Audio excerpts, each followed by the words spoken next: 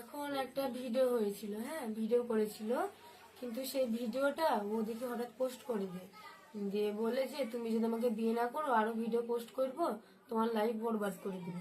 আমি ওকে বিয়ে করতে বাধ্য হয়েছিলাম, হ্যাঁ ব্ল্যাকমেল করতে, দিয়ে আমি ওকে বিয়ে করতে বাধ্য হয়েছি।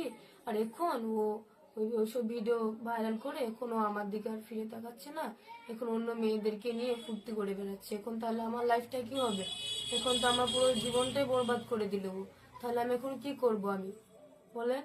কারণ আমার তো একটা লাইফ আছে, তাই না? আমি তো একটু বাঁচতে চাই, কারণ ওর জন্য যদি আমি মরে যাই তাহলে আমার আমার ফ্যামিলি তো আমার জন্য শেষ হয়ে যাবে, তাই না? আর ও এখন আমাকে বিয়ে করে অন্য মেয়ে নেয় না আসছে, এখন আমার দিকে আর ফিরে তাকাচ্ছে না, এখন তাহলে আমার কি হবে?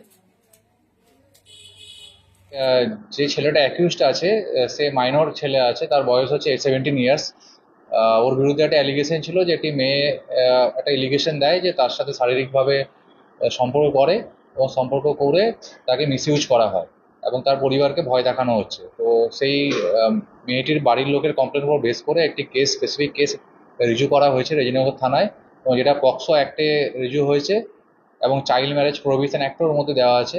তাতে আমরা দুজনকে অ্যারেস্ট করেছি। যে ইউটিউবারের কথা আপনারা বলছেন, সে ছেলেটির বয়স 17 বছর।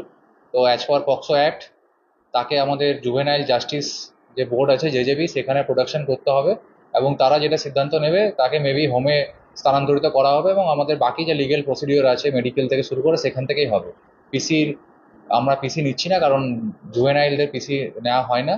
অ্যাজ পার জেজেবি যেমন যেমন ইনস্ট্রাকশন দেবে আমরা সেই ইনস্ট্রাকশন মেনে চলবো।